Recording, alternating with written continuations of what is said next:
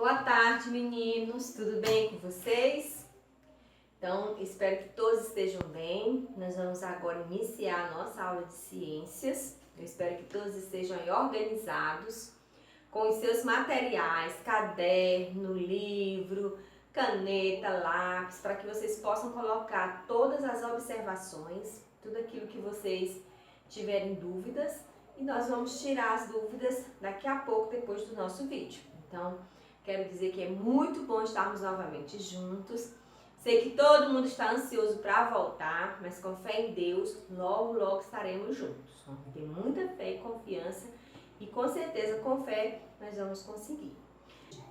Hoje nós vamos falar sobre a força e o movimento, entendemos esses conceitos para depois entrar nas leis de Newton. Mas na pesquisa vocês já perceberam o quanto Isaac Newton foi importante, o quanto ele conseguiu criar, conseguiu pesquisar coisas que ajudaram na física, na matemática e que muito permitiram compreender os movimentos, né?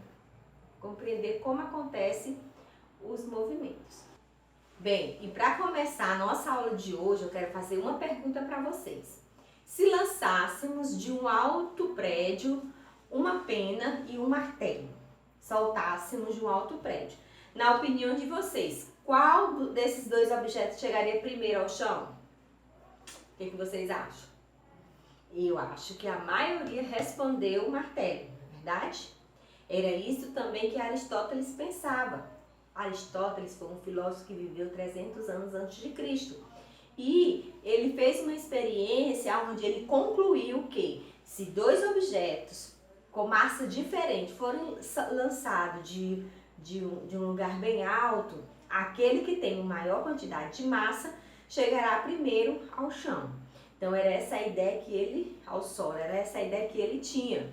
Só que depois de muito tempo veio Galileu Galilei, e mais ou menos no século 17. E o que é que Galileu Galilei disse? O que ele falava? Bem, ele fez uma experiência onde ele subiu na Torre de Pisa e da Torre de Pisa ele lançou vários objetos, alguns com massas diferentes e outros com massas iguais. E ao lançar esses objetos, ele percebeu que os objetos chegavam juntos, independente da quantidade de massa que eles tinham. Tanto o objeto que tinha uma quantidade de massa maior, como o objeto que tinha quantidade de massa menor, chegava junto, praticamente junto ao Sol. Então, diante disso, o que ele concluiu? Que, na verdade, a queda do objeto independe da quantidade de massa. E aí, gente, quem tem razão? Aristóteles ou Galileu Galilei? Na verdade, a física vai dizer que dois objetos, ao serem lançados de um certo lugar, de uma certa altura, mesmo que eles tenham massas diferentes, eles podem cair simultaneamente. Isso vai depender da resistência que vai ter no ar ou não. O que provoca, o que vai provocar a rapidez no movimento de um objeto não é a quantidade de massa, mas sim a resistência que aquele objeto tem àquele ambiente que ele está, no caso ar. Então, se não houver resistência, ambos, independente da quantidade de massa, chegarão juntos, simultaneamente, ao chão. Isso é chamado de queda livre. Mas como é que isso pode acontecer? Bem, para acontecer isso, é preciso que haja um vácuo. Um vácuo é um ambiente onde não há nenhum tipo de resistência. Então, em um ambiente onde não há nenhum tipo de resistência, os dois objetos chegarão simultaneamente, independente da quantidade de massa. No nosso caso, tanto a pena como o martelo, em um ambiente que não tem resistência, em um vácuo, eles chegariam simultaneamente. Isso vai falar do movimento dos objetos, que é o que nós vamos estudar a partir de agora. Mas antes de entrar realmente nesse ponto das leis de Newton, eu quero falar primeiro sobre força. Você já ouviu falar sobre força? Qual é o conceito de força? Bem, a força é uma interação capaz de alterar o movimento de um corpo, né? Na física, todo corpo ele tende a estar parado ou em movimento. Quando ele está parado, para que ele entre em movimento, é preciso que seja colocado sobre aquele corpo uma força. Então, o conceito de força é aquela interação que vai ser capaz de produzir um movimento em um corpo. E dependendo da forma desse movimento, vai alterar a velocidade e produzir uma aceleração. Tudo vai depender da força empregada naquele objeto, ok? Então, isso é muito importante vocês aprenderem, o conceito de força. Vamos lembrar aí de uma pessoa bem forte. Então, aquela pessoa bem forte, ela tem uma força que pode ser empregada em um objeto e vai produzir naquele objeto um movimento, ok? Bem, com isso, é importante nós entendermos as grandezas que nós vamos utilizar. Quando nós falamos de força, nós vamos utilizar a grandeza vetorial. Professor, o que é essa grandeza vetorial? Bem, para entender a vetorial, nós vamos entender a grandeza escalares. O que são as grandezas escalares? São as grandezas que expressam valor numérico e de unidade. Por exemplo, quando eu digo assim, eu peso 60 quilos, é uma grandeza escalar. Por quê? Quando eu digo que o meu peso é 60 quilos, gente, não é um pouquinho mais, vamos ficar com 60. Quando eu digo que o meu peso é 60 quilos, você logo entende. A professora, ela tem uma massa de 60 quilos, não é isso? Quando eu falo, por exemplo, 20 graus Celsius, você já entende que aquele ambiente, aquele lugar está na temperatura de 20 graus Celsius, não é isso? Quando eu digo 2 horas, 3 horas, já entende. Então, as grandezas escalares são aquelas que são medidas através de número e de unidade e já são bem explicadas e entendidas. Já nas grandezas vetoriais, que é as que nós vamos usar a partir de agora, elas precisam, além do número, além da unidade, elas vão precisar do sentido e da direção. Quer dizer, quando eu falo, por exemplo, fulano se deslocou, fulano efetuou um deslocamento de 20 metros. Quando eu falo isso para você, fica bem entendido? Você consegue entender esses 20 metros? Aonde foi, como foi? Você consegue? Não dá. É preciso que eu diga a direção, o sentido. Fulano deslocou 20 metros no sentido direita, no sentido esquerda. Ou ele deslocou 20 metros no sentido horizontal, porque na direção horizontal, porque poderia ser na direção vertical. Então, a grandeza vetorial é uma grandeza que vai exigir um pouco mais, que é, além do número, da unidade, a direção e o sentido. Quando eu falo de direção, eu estou falando se é horizontal ou se é vertical. Quando eu falo de sentido, eu estou falando se é direito ou esquerdo. Então, nesse tipo de grandeza, eu preciso detalhar como que é o resultado, para que a pessoa que está ouvindo, ela entenda realmente o que você está explicando. Bem, quando nós falamos de força, eu quero que fique bem fixado na sua mente que nós estamos falando daquilo que vai ser empregado para efetuar algum movimento. Então, um objeto, ele só vai estar em movimento se sobre ele for aplicada uma força. Se não for aplicada uma força, ele vai continuar em repouso, ok? E aí, a unidade que nós vamos usar em força é Newton. Coloquei aqui dentro N. Então, sempre que nós estivermos calculando força, a força empregada sobre algum objeto para produzir um movimento, nós vamos usar a unidade Newton, representado pela letra N. E eu coloquei aqui esse exemplo. Vamos imaginar que em uma certa superfície existe uma barra, né? Sei lá, uma barra de ferro, você imagina uma caixa pesada. E sobre essa caixa é aplicada duas forças, que vamos representar por F1 e F2. Olha só, força 1, força 2, ok? Então, é aplicada duas forças sobre esse objeto. Então, observando essa imagem, você percebe que as duas forças estão no mesmo sentido. Lembra que eu falei direção e sentido? Bem, qual é a direção? Horizontal. Eu sei que às vezes a gente confunde horizontal e vertical, mas lembre, horizontal, vertical para cima.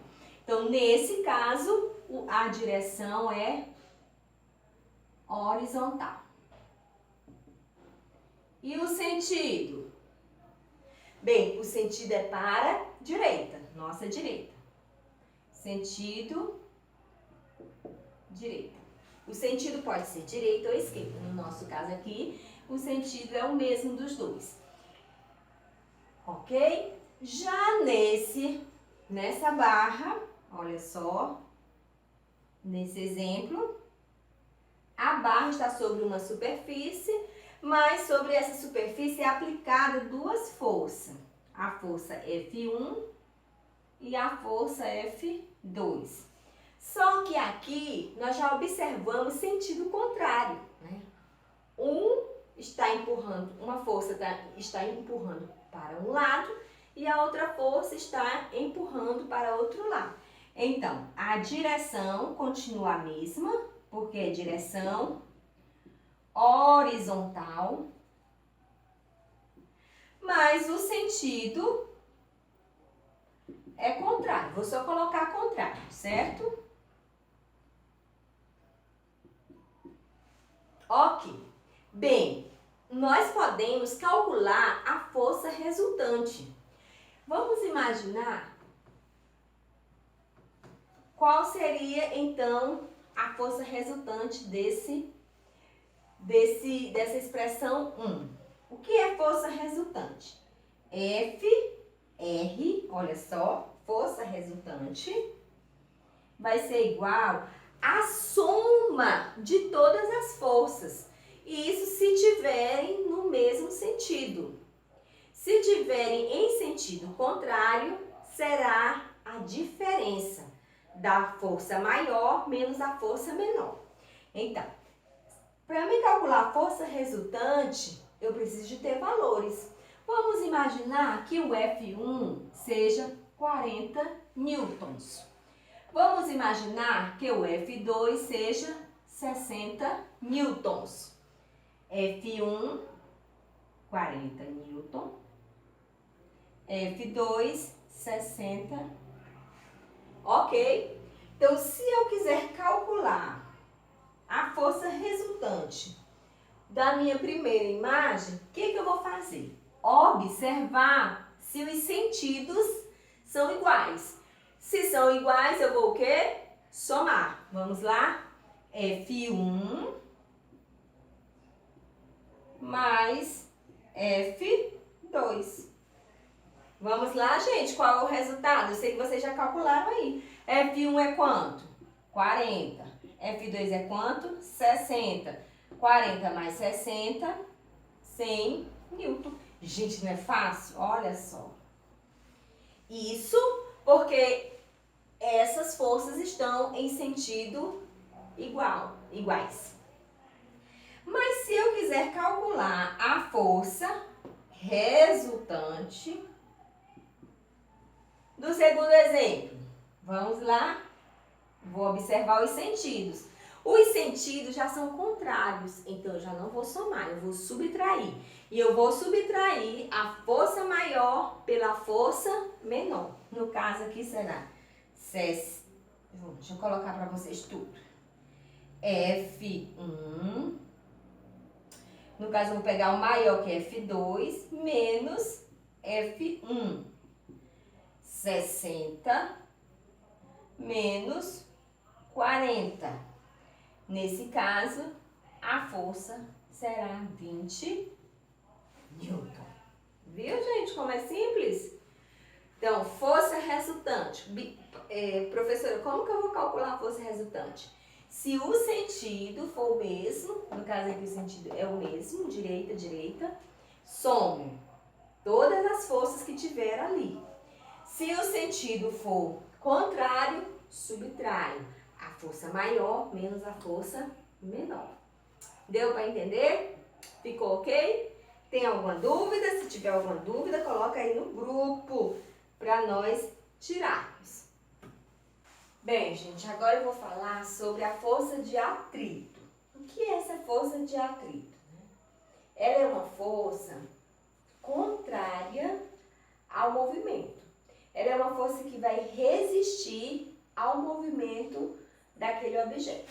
Por exemplo, para falar sobre a força de atrito, eu vou usar essas duas bolinhas. Por exemplo, se eu aplico sobre esta bolinha uma força, o que vai acontecer com ela? Ela vai girar, como essa bolinha, até encontrar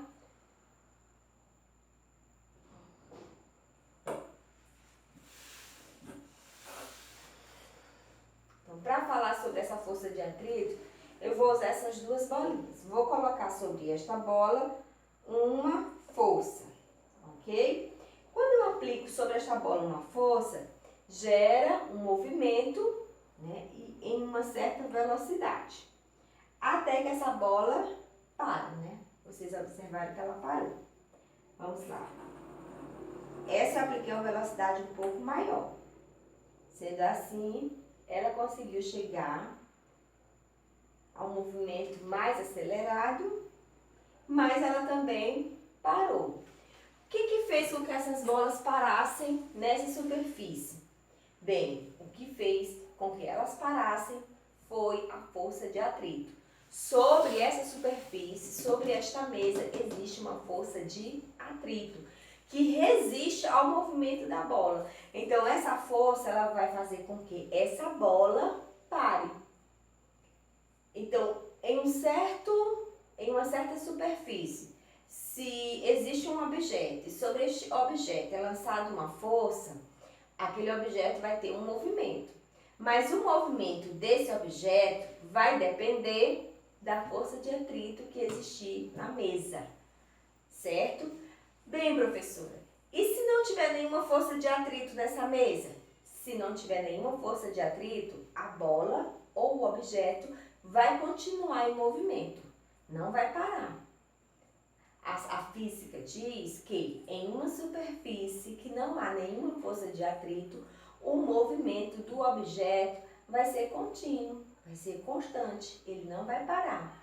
Os movimentos, eles param, o objeto para quando encontra uma resistência, quando encontra uma força contrária ou a força de atrito.